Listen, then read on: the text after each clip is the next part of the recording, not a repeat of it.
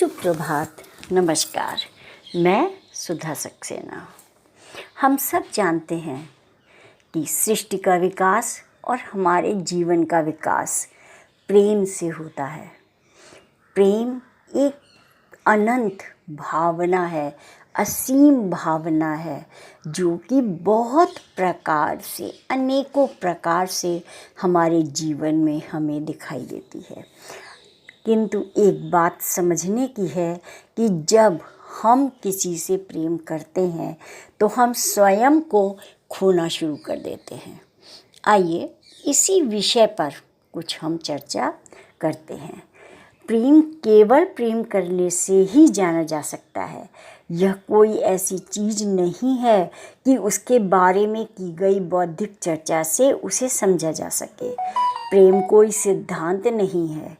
यदि तुम उससे कोई सिद्धांत बनाने की कोशिश करो तो वह बेबूझ हो जाएगा।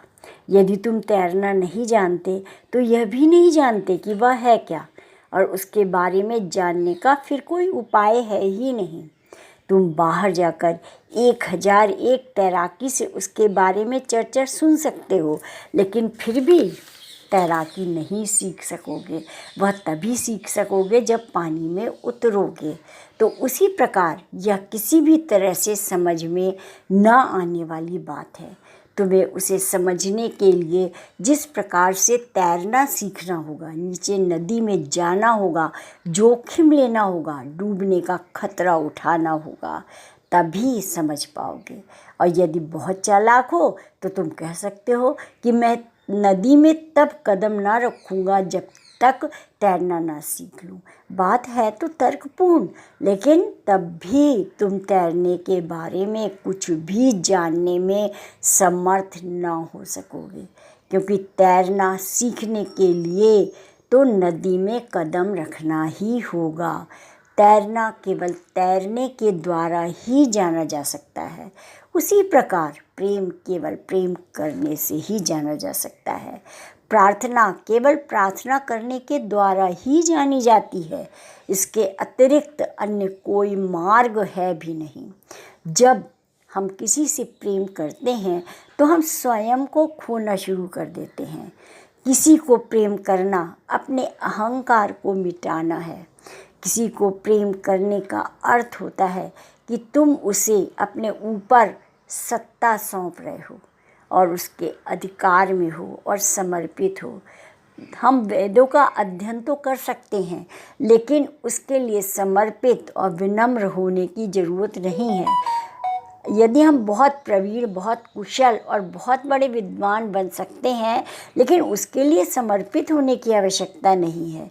यदि वहाँ समर्पित होने की कोई ज़रूरत है तो वह ज्ञान है ही नहीं, प्रेम समर्पण है। एक बार तुमने समर्पण कर दिया तो पूरी तरह से तुम्हारे और उसके मध्य एक दूसरे का संसार का द्वार खुल जाता है। हृदय का हृदय से संवाद होना शुरू हो जाता है। तात्पर्य यह है कि प्रेम का तात्पर्य है कि दूसरों के सुख दुख, दूसरों की आत्मा को अपनी आत्मा सा समझना। और जब हम एक दूसरे को स्वीकार करते हैं तो स्वाभाविक है कि हम अपने जैसा समझेंगे। और अपने को खोने का तात्पर्य यही है कि उस समय अगर हमें दूसरे को संतुष्टि देने में थोड़ा कष्ट भी हमें सहना पड़े तो वो हमें मंजूर होता है, त्याग मंजूर होता है। हमें अपने अहंकार का त्याग करना पड़ता है।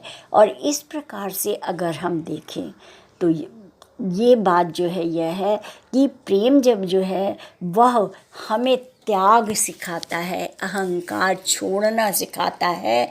और जब हम अपने को इस प्रकार से तैयार कर लेते हैं, कष्टों के लिए तैयार कर लेते हैं, तब हम जो है दूसरों के लिए कुछ कर पाते हैं और तभी सृष्टि का विकास होता है। आपने देखा होगा कि जो लोग समाज के लिए, समाज के हित में, दूसरों के हित में कार्य करते हैं, वो कभी भी अपने दिन रात अपने सुख दुख की परवाह नहीं करते हैं। और प्रेम की यही परिभाषा है। तो आज इतना ही।